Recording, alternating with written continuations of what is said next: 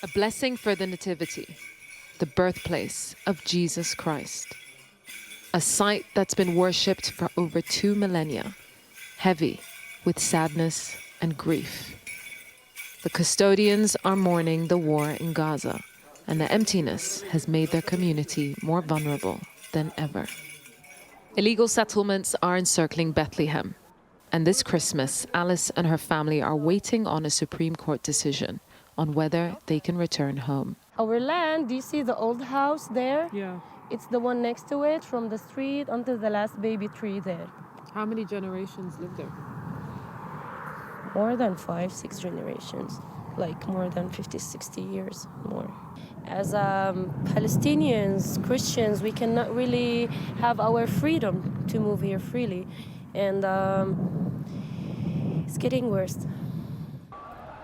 For over 2 decades, the movement of people here has been restricted by this wall.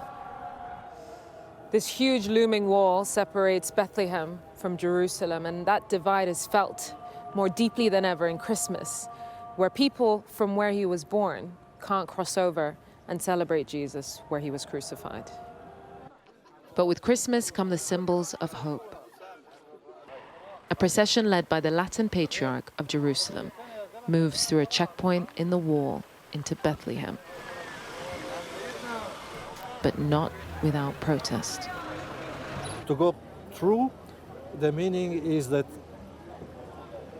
it's possible, even where there are enormous and difficult walls, it's possible to trespass them if we want. He says we need new leadership to open the horizons. And new leadership is coming. Well, we want the war to come to an end, and Trump may or may not make that ending happen. But in a way, it's what happens after the end of the war that is going to be really significant. Is this going to be a land where Christians, Muslims, and Jews can live alongside one another and find a way of living with equality under the law? Or is it going to be a situation where Palestinians continue to find their position more and more vulnerable?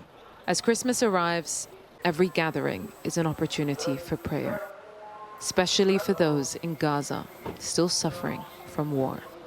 In Gaza, which is mostly ignored, that the Christian community started in the 1st century, and the first bishop in Gaza was Philemon, who's mentioned in the Bible.